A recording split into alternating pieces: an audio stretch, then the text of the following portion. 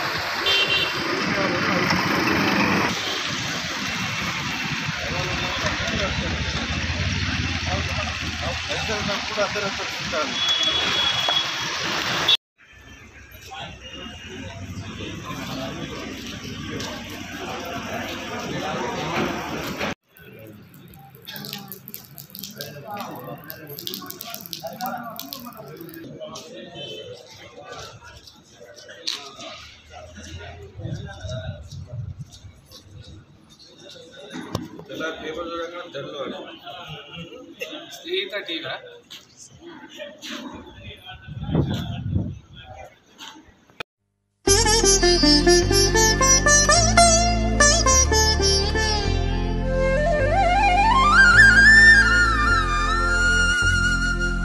జయ జయ హే తెలంగాణ జననీ జయ కేతనం ముక్కోటి గొంతుకలు ఒక్కటైన చేతనం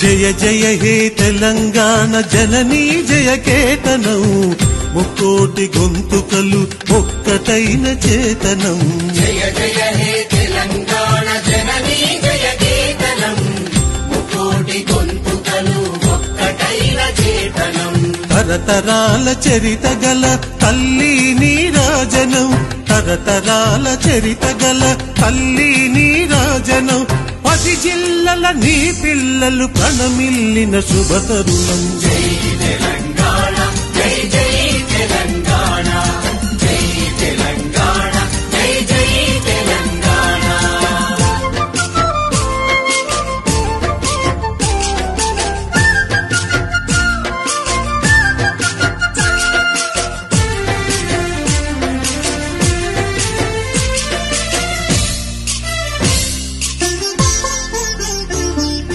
పోతనది పురిటి గడ్డ రుద్రమది వీరగడ్డ కండర గండడు కొమురం భీముడే నీ బిడ్డ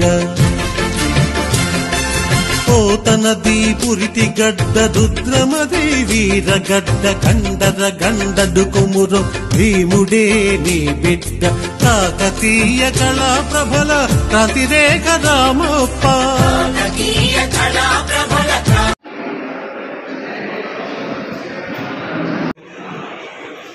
గౌరవ మాజీ ముఖ్యమంత్రి వర్యులు ఆనాటి ఉద్యమ నేత తెలంగాణ రాష్ట్ర సాధకులు కేసీఆర్ గారి యొక్క ఉపన్యాసాన్ని మీరందరూ కూడా ఖచ్చితంగా గమనించి ఉంటారని నేను భావిస్తూ ఉన్నాను. అదేవిధంగా మొన్న జరిగినటువంటి తెలంగాణ అమరవీరుల స్థూపం దగ్గర నుంచి అమర జ్యోతి వరకు జరిగినటువంటి కొవ్వొత్తుల ర్యాలీ ద్వారా మరి అమరవీరులకు నివాళులు అర్పించడంతో పాటు ఒక్కసారి తెలంగాణ రాష్ట్ర అవతరణ కోసం ఏర్పాటు కోసం జరిగినటువంటి అనేక ఉద్యమ కార్యక్రమాలను కూడా మనం ఒక్కసారి గుర్తు చేసుకునే విధంగా జరిగినటువంటి ఆ కార్యక్రమంలో కూడా చాలామంది వేలాది మంది పాల్గొనడం జరిగింది. మనం పుట్టిందే తెలంగాణ రాష్ట్రం సాధించడం కోసం. మరి మొన్న కేసీఆర్ గారు చెప్పిన దాని ప్రకారం 15 సంవత్సరాలతో పాటు 10 సంవత్సరాల ప్రభుత్వ నిర్వహణలో అనేకమైనటువంటి ఘట్టాలను దాటుకుంటూ వచ్చినటువంటి అనేక ఒడిదొడుగులను ఎత్తు వంపులను కష్టాలను చూసుకుంటూ వచ్చినటువంటి పార్టీ మన ఇలాంటి టీఆర్ఎస్ పార్టీ అని మనం ఖచ్చితంగా చెప్పుకోవచ్చు. ఆనాడు ఎంతో మంది మేధావులు అందరూ కలిసి కట్టుగా నిర్మాణం చేసినటువంటి ఆ లోగోను మార్చడం లేవద్దు. ఎందుకంటే ఈశ్వరన్న గారు ఈశ్వరన్న సీట్లు వర్క్ చేస్తున్నారు. మరియు స్వాగతం.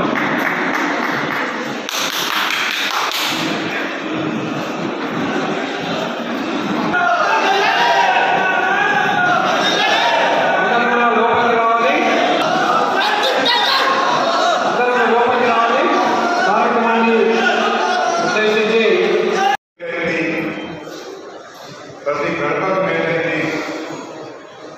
మన రాష్ట్రంలోని ప్రజల వ్యక్తిగత అనేది మనం కనపడతాం. అదే తెలంగాణ రాష్ట్రం రాకముందు 2014 ముందు 2014 జూన్ 2 మనం అధికారికంగా మన తెలంగాణ రాష్ట్రం అవతరిస్తున్నట్టు ఆ రోజు కరెంట్ ఎట్లా ఉంటే, నీళ్ళు ఎట్లా ఉంటే, వ్యవసాయానికి నీళ్ళు లేవు. టీఆర్ఎస్ పార్టీ అవతరించిన తర్వాతనే, రాష్ట్రం సాధించుకున్న తర్వాతనే మనం ముందు పెట్టుకోవాలి. ఇవాళ ఒకప్పటికి పరిస్థితి ఏం జరిగింది దాన్ని మనం తప్పకుండా దానికి కారణాలు చాలా ఉన్నాయి.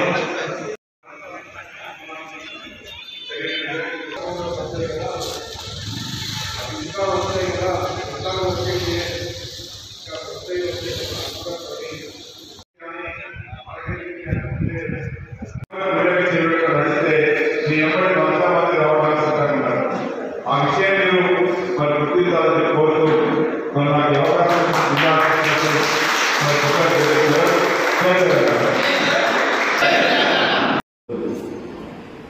తెలంగాణ ఉద్యమం నడిచినప్పుడు గులాబీ పండుగ పట్టుకోకపోయినప్పటికీ తెలంగాణ ఉద్యమాన్ని మాత్రం మంత్రి హెడ్ క్వార్టర్లో ఈ గులాబీ పండుగ కప్పుకున్న వాళ్ళని దగ్గర తెలుసుకొని వెలుగుండి నడిపించిన చరిత్ర మాత్రం నాకు ఉన్నదనే విషయాన్ని సందర్భంగా ఒకసారి గుర్తు చేసుకుంటూ ఆ రోజు అవకాశం లేకపోయినా ఆ రోజు ఉన్నటువంటి కాంగ్రెస్ ప్రభుత్వాన్ని మెడలు వంచడానికి కోసం మంత్రిలో నిర్బంధం ఉంటే మంత్రిలో గొంతు విప్పాలన్నా తెలంగాణ మాటను ప్రజలకు చెప్పాలన్నా ఆంక్షలు ఉన్నటువంటి పరిస్థితులలో ఆ రోజు ఏదో రకంగా తెలంగాణ మంత్రిని ప్రాంత ప్రజలు కూడా కోరుకుంటున్నారని కేసీఆర్ గారు ఢిల్లీ గద్దెకెక్కించేటువంటి ఆ బలంలో గలమైన విషయాన్ని సందర్భంగా మీ ముందర ఉంచుతూ కాంగ్రెస్ పార్టీ నీచంగా మాట్లాడేటువంటి మాటలను ఎప్పటికప్పుడు టీఆర్ఎస్ పార్టీ శ్రేణులుగా గమనించి ప్రజల దృష్టికి తీసుకెళ్లము. ఆ రోజు మనల్ని ఏదో రకంగా ప్రజలకు దూరం చేసి అధికారంలోకి వచ్చినారో ఈ రోజు కూడా 100 రోజులలో చేస్తానని చెప్పిన గ్యారంటీలు తర్వాత గ్యారంటీలు చేయకపోతే ఇబ్బంది లేదు, కానీ అబద్ధాల పునాదుల మీద ఏదైతే కాంగ్రెస్ పార్టీ ఇంకా కూడా ముందుకెళ్లాలని చూస్తున్నదో దాన్ని గమనించకపోతే ఇంకా ప్రమాదం వచ్చి ఉన్నదనే విషయాన్ని మీరు గమనించాలని ఎప్పటికప్పుడు ప్రజలకు తెలియాలని మిమ్మల్ని కోరుకుంటూ, ఎందుకంటే ఇవాళ కళ్ళ కట్టినట్టు కనబడతా ఉంది. ప్రజా ఆగ్రహం, ప్రజా వ్యతిరేకత, అది మొట్టమొదటి ఫలాలు మీరే పొందబోతారు కనుక అనేక వేదికల ద్వారా నేను మంత్రిలో కావచ్చు, ఇక్కడ కావచ్చు, మీటింగ్ జరిగినప్పుడల్లా చెప్తున్నాను. రేపటి మొదటి ఫలితం కాంగ్రెస్ పార్టీ మీద వ్యతిరేకత వచ్చే ఫలితం మీకే దక్కుతుంది. స్థానిక సంస్థలలో మీరే గెలుస్తారు. అలా గెలిచినాక మీరు పడుకుంటారు, మమ్మల్ని ఎంత కూడా పట్టించుకోరు. ఆ విషయం కూడా మనకు తెలుసు. కానీ మీకే వస్తుంది. ఈ కండవ అందరినీ కూడా పిలుచుకొని పోయి గెలిపించుకుంటారు ప్రజలు.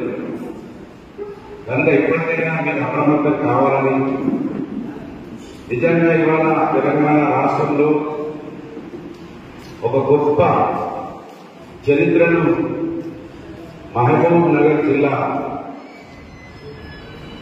ఎమ్మెల్సీ ఎన్నికలలో స్థానిక సంస్థల ప్రజాప్రతినిధులు ఒక గొప్ప హిస్టరీని రాసింది. మనం చూస్తున్నాం కదా మన గ్రామాలలో. అక్కడ వద్దు అని చాలా అవమానకరమైనటువంటి మాటలు పెడుతున్నప్పటికీ, మెడలు పెట్టి దొబ్బుతున్నప్పటికీ, మా కుమారు చెప్పిన కేశవపల్లి మాన్య సర్పంచ్ ఆడికి జైలు కావడానికి పోతే కండువ ఉండదో అని వీడే కొనుక్కొని పోతున్నాడు. అక్కడ కాంగ్రెస్ కండువ కప్పుమని.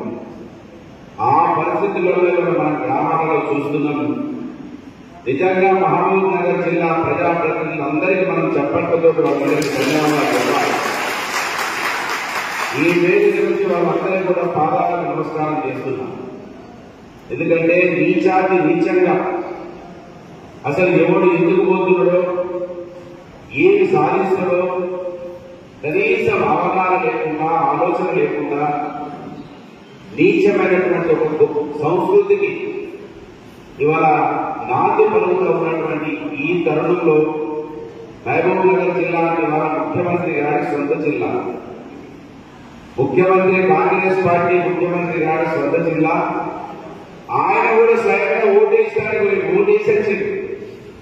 అంటే ముఖ్యమంత్రి ఓటేస్తున్నారంటే ఖచ్చితంగా ఆ సీటు గెలుస్తున్నదని మనం అందరం అనుకుంటాం. కానీ ముఖ్యమంత్రి పోయి ఓటేసినా కర్రు కాల్చి బాధ పెట్టిన మహబూబ్ నగర్ జిల్లా ప్రజాప్రతినిధులు మన వ్యక్తులు కూడా ఇవాళ చరిత్రలో నిలబడతారు. వాళ్ళు చరిత్రలో నిలబడతారు. ఇప్పుడు ఒక పేరు అడిగిన మా తమ్ముడి శ్రీనివాస్ ఎంపీపీ పలానా ఉన్నాడా మన పార్టీ అంటే పీకనప్పుడు పాపం దాసరి మనోహర్ రెడ్డిని తిట్టుకుంటూ పెట్టిన అర్జునుడు. అంటే ఆయనకు ఇచ్చినటువంటి దాసరి మనోహర్ రెడ్డి గారు ఇచ్చినటువంటి పదవులు, దాసరి మనోహర్ రెడ్డి గారు ఆయన చూసుకున్నటువంటి తీరును నేను దగ్గర నుండి చూసిన. నన్ను కూడా కొంతమంది తిడుతున్నారు. ఇవాళ నాకేం బాధలేదు తింటే కానీ నాకు తిట్టిన వాళ్ళని చూసి జాలి కలుగుతాను, బాధ కలుగుతాను. ఎందుకంటే దొరలాగా బతకాలా అంటే బానిసలాగా బతకాలను నన్ను తింటున్నారు. వాళ్ళకి ఏదో ఒక దొరలాగా బతికించాలనేది నా సంకల్పం. కనుక ఇవాళ మహబూబ్ నగర్ జిల్లా మన ప్రజాప్రతినిధులందరినీ కూడా ఏదో ఒక కొత్త హిస్టరీని వాళ్ళు సృష్టించిండ్రు.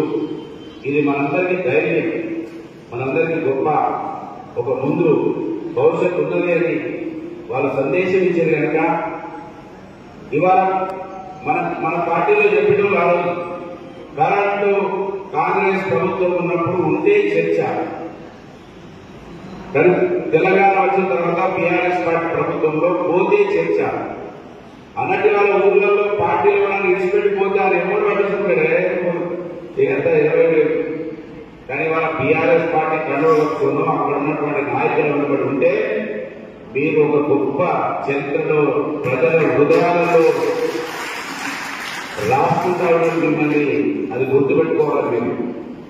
కనుక ఇవాళ ఆ అవకాశాన్ని మీరు సద్వినియోగం చేసుకోవాలని మిమ్మల్ని కోరుకుంటూ ఈ దశాబ్ది ఉత్సవాలు మరి గొప్పగా మా కేసీఆర్ గారు దీన్ని తీసుకొని నిన్న ఇచ్చినటువంటి వారి సందేశం మీరందరూ విని ఉంటారు. వినకపోతే మరొకసారి విని ఎట్లయితే తెలంగాణ వచ్చింది, తెలంగాణ ముఖ్యమంత్రిగా ఉన్నప్పుడు కేసీఆర్ గారు ఏ విధంగా పనిచేసిందో మనమందరం కూడా గ్రామాలలో చర్చ పెట్టాలని.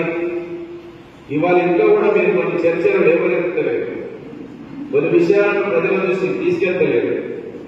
మొన్నటి వరకు ఏ తప్పు జరిగినా మన పార్టీని వేసింది. అది మీరు కూడా మా మీదకి వస్తలేని అనుకున్నారు, కానీ అది మీకు కూడా వచ్చింది. ఇవాళ మళ్ళీ అసలు ఓ సంవత్సరమో 2 సంవత్సరాల తర్వాత మొదలు పెట్టారు దుకాణం, కానీ 2 రోజుల నుంచే మొదలు పెట్టింది. ఇవాళ మన జిల్లాలో ఆ రోజు ఇది జరుగుతుంది అది జరుగుతుంది అన్నారు. దాదాపు రోజుకు ఫోన్ వస్తుంది, బట్ట కటింగ్ జరుగుతుందని, బట్ట పొందలేరని, నీళ్ళ కాడిపోయి లారీ ఆగుతున్నాయని, కాటాలే పెట్టలేరని. మరి వాళ్ళు ఎందుకు పెట్టలేరు? ఎందుకు మళ్ళీ డబ్బు తీసుకున్నారు? ఎందుకు బట్ట ఖరాబైన అంటున్నారు? మా మంత్రి ఎమ్మెల్యే అయితే ప్రచారంలో తడి ముద్దలను కూడా కొట్టమని చెప్పింది, తడి ముద్దలను కూడా కొట్టమని చెప్పింది. నిజంగా వాళ్ళు ఓట్లను వేయించుకోవడానికి వాళ్ళకు పదవుల కోసం ఎన్ని అబద్ధాలు ఆడాలంటే వాళ్ళని గిన్నీస్ బుక్ లో రాయొచ్చు, అన్ని అబద్ధాలు ఆడాలి. దానికి మీరు బలవేయాలి ఊళ్ళలో. మరి పరిరక్షణ పోవాల్సిన అవసరం లేదు. మీరు ఓటర్ల కాడ బాగాసేపు నిలబడతా ఉంటారు, చౌరస్తలలో అనేక వేదికలలో అక్కడ మీరు కూర్చొని మాట్లాడుతూ ఉంటారు. అక్కడ మాట్లాడే క్రమంలో ఇవి బలవేయాలి, గుర్తు చేయాలి ఒకసారి. కనుక ఎప్పటి వరకు అయితే ఇసుక మొత్తం మనదే బీఆర్ఎస్ పార్టీ, మా మంత్రి ఎమ్మెల్యే అయితే ముత్తాతల ఆస్తి దోసుకుపోతున్నది బీఆర్ఎస్ పార్టీ. 30 తారీఖున అదే డబ్బు వాటి నుంచి గెలుస్తున్నాడు. కానీ బీఆర్ఎస్ పార్టీ డబ్బులు వేరే, కాంగ్రెస్ పార్టీలో డబ్బులు తెచ్చి గెలిచింది. మంత్రి ఎమ్మెల్యే అయితే 100 కోట్లు. వాళ్ళ నాయకులు ఎవరు వేరా, మీరు ఎవరు నాకు కోట్లు వేయలేదు, నా 100 కోట్లతో నేనే కష్టపడి గెలిచానని ఆయన స్వయంగా ఒప్పుకుంటున్నాడు వాళ్ళు. కనుక ఓట్లు వస్తేనే నోట్ల సంచులు పట్టుకుని వచ్చే వాళ్ళ గురించి మనం మీరు ఏం పైసలు ఖర్చు చేయాల్సిన అవసరం లేదు. మీకు సమయం దాదాపు నేను అనుకుంటా, మనం ఏ పార్టీ నాయకులైనా ఒక రోజులో 10 గంటల బట్టి వృధా చేస్తుంటాం. ఆ వృధా సమయంలో కాంగ్రెస్ పార్టీ మన గురించి ఇవాళ ఇసుక ఎక్కడ చూస్తాం అసలు ఏ పర్మిట్ లేదు, ఏమీ లేదు, పోతూనే ఉన్నది, మట్టి పోతూనే ఉన్నది. అసలు దోపిడీ అనేది ఇక్కడ లేదు అనేది ఏమీ లేకుండా మంత్రి నియోజకవర్గంలో అయితే అసలు దోపిడీకి ఒక కేంద్రం అయిపోయింది. ప్రతి దాన్ని ఇన్ఛార్జి వేసుకున్నారు మంత్రిలో. అయితే ఒకడు పోలీస్ స్టేషన్ ఇచ్చారు, ఒకడు బియ్యం ఇచ్చారు, ఒకడు ఇసుక ఇచ్చారు, ఒకడు మంత్రికి ఇచ్చారు. ఆ మంత్రులు ఎవరైనా 3 రోజులు మాట్లాడుకుని వస్తే వారికి పార్ట్నర్షిప్ లేకపోతే వాడు లారీ ఆడతారు. మళ్ళా ఇసుక వారికి పార్ట్నర్షిప్ కాకపోతే వాడు లారీ ఆడతారు. గప్చూప్ బంద దగ్గర కూడా పైసలు వసూలు చేస్తున్నారు మంత్రిలో. గప్చూప్ రోడ్ల మీద అమ్ముతున్నారు, వాళ్ళ దగ్గర కూడా పైసలు వసూలు చేస్తున్నారు. ఎవరైనా కొంచెం కోపానికి ఏదైనా తప్పు వసూళ్లకు లేట్ అయితే ఇళ్లను ధ్వంసం చేస్తున్నారు. మంత్రి పట్టణంలో 4 ఇళ్లను కూడా కొట్టారు, మన నాయకుల సెంటర్లో 3 ఇళ్లను కూడా కొట్టారు. ఏ విధంగా అరాచకాలు జరగాలో 5 నెలల లోపలే మన మంత్రి ఎమ్మెల్యే వాళ్ళ తమ్ముడు ఇద్దరు కలిసి ఇప్పటికే దాదాపు మా ఇసుక మీద వాళ్ళ తమ్ముడు 25 కోట్ల రూపాయలు సంపాదించింది. మట్టిని లెక్కలు తీసుకున్నా ఈ నిర్మాణం రేపు మట్టి లెక్కలు వస్తాయి. మట్టిలో కూడా తమ్ముడు అన్నేం హైదరాబాద్ లో సంపాదించుకోవాలి, తమ్ముడేమో ఇక్కడ కలెక్షన్, అన్న కలెక్షన్ ఢిల్లీకి ఇవ్వడానికి, తమ్ముడి కలెక్షన్ రేపు మళ్ళీ ఎక్కడికైనా జరగడానికి. ఇది మా మంత్రిలో జరుగుతున్నటువంటి తీరు. కనుక ఇది ఎక్కడ వీలు అక్కడ మనం చెప్పకపోతే మళ్ళీ కాంగ్రెస్ పార్టీ ఎందుకు చెప్తున్నా అంటే, చూడరా ఇక్కడ రేవంత్ రెడ్డి అబద్ధాలు ఆడుతున్నాడు, రాహుల్ గాంధీ కూడా చవటి మాలి 2500 రూపాయలు లేడీస్ ఖాతాలలో వేసినట్టు చెప్పినా చెప్పలేదు రాహుల్ గాంధీ. ఇరస్తుంది ఎవరికైనా నా మాట చెప్పిందన్నా చేయవద్దు, చెప్పింది కదా. అంటే ఎంత పెద్ద అబద్ధం రాహుల్ గాంధీ ఆడేంటంటే మనం దీన్ని ఎప్పటికప్పుడు అప్రమత్తం కాకపోతే మళ్ళీ వాళ్ళ అబద్ధాలను నిజం చేసుకుంటూ పోతా ఉంటారు. దయచేసి గమనించమని మిమ్మల్ని కోరుతూ, ఈ ఎన్నికలలో నిజంగా చెప్తున్నా మీరు రూపాయి ఖర్చు లేకుండా గెలుస్తారు. గెలిచినాక మళ్ళీ మా ఇంటికెళ్ళి గుద్దకండి గెలుచుడు మాత్రం మీరు పక్కా గెలుస్తారు. గెలిచినాక మా పని అయిపోయింది అని ఊరుకోవద్దు. పార్టీ ఉంటే, నాయకుడు ఉంటే గొప్ప మంచి అవకాశాలు వస్తుంటాయి, దానికోసం పనిచేయాలి.